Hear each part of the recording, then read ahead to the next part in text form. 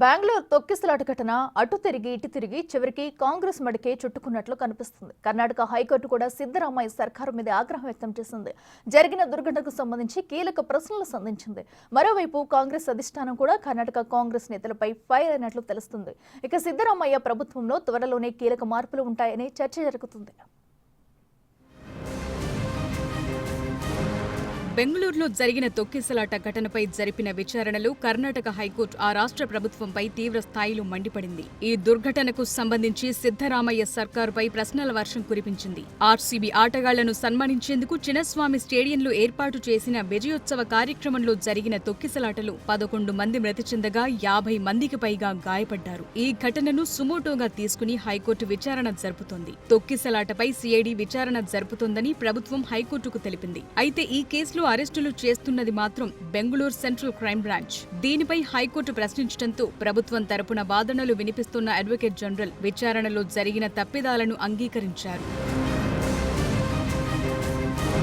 కర్ణాటక ప్రభుత్వానికి హైకోర్టు 9 ప్రశ్నలు సంధించింది. Victory celebrations కు అనుమతిచ్చిందెవరు? ట్రాఫిక్ కంట్రోల్ చేసేందుకు తీసుకున్న చర్యలేంటి? ప్రజలను కంట్రోల్ చేసేందుకు తీసుకున్న చర్యలేంటి? స్టేడియం దగ్గర ఎలాంటి వైద్య సదుపాయాలు కల్పించారు? ఎంతమంది ప్రజలొస్తారో ముందే అంచనాకొచ్చారా? వేడుక సమయంలో అక్కడ ఎవరుంటారో తెలుసా? గాయపడిన వారికి వెంటనే వైద్యం అందించారా? గాయపడిన వారిని ఆసుపత్రికి తీసుకెళ్లేందుకు ఎంత సమయం పట్టింది? 50,000 కంటే ఎక్కువ మంది వచ్చే ఈవెంట్ కోసం ఏదైనా స్టాండర్డ్ ఆపరేటింగ్ ప్రొసీజర్ ఉందా? ఆర్గనైజర్లు ఈవెంట్ నిర్వహించేందుకు అనుమతి కోరారా అని ప్రశ్నలు సంధించి వాటికి సమాధానాలు చెప్పాలని ఆదేశించింది. హైకోర్టు సంధించిన ప్రశ్నలకు సమాధానాలు చెప్పేందుకు కాస్త సమయం కావాలని అడ్వకేట్ జనరల్ కోర్టును కోరారు. సీల్డ్ కవర్లో సమాధానాలను కోర్టుకు సమర్పిస్తామని తెలిపారు.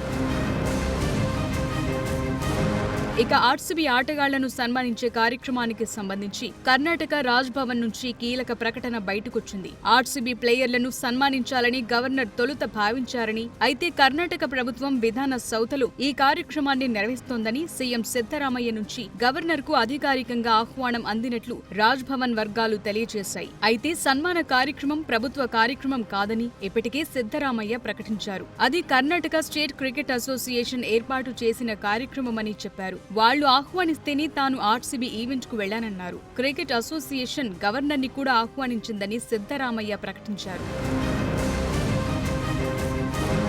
ఇక ఢిల్లీలో CM Siddaramaiah, deputy CM DK Shivakumar Congress high command ని కలిశారు. బెంగళూరులో జరిగిన తొక్కిసలాట ఘటనపై హైకమాండ్ కర్ణాటక నేతలపై ఆగ్రహం వ్యక్తం చేసినట్లు సమాచారం. ఏఐసీసీ అధ్యక్షుడు మల్లికార్జున ఖర్గే ఈ తొక్కిసలాట ఘటనపై నివేదిక కోరారు. తొక్కిసలాట ఘటన తర్వాత కాంగ్రెస్ ప్రభుత్వంపై తీవ్ర విమర్శలు వెల్లువెత్తాయి. ఈ విషయంలో కాంగ్రెస్ అధిష్టానం అసంతృప్తిగా ఉన్నట్లు తెలుస్తోంది. ప్రతిపక్షాలు తీవ్ర స్థాయిలో విమర్శలు గుప్పిస్తుండటంతో కాంగ్రెస్ అధిష్టానం కఠినమైన చర్యలు తీసుకునేందుకు సిద్ధమైనట్లు వార్తలొస్తున్నాయి. కేబినెట్ లోనూ మార్పులు చేస్తారనే ప్రచారం సాగుతోంది. మొత్తంగా బెంగళూరు తొక్కిసలాట ఘటన కాంగ్రెస్ ప్రభుత్వాన్ని తీవ్ర ఇబ్బందుల్లో పడేసింది.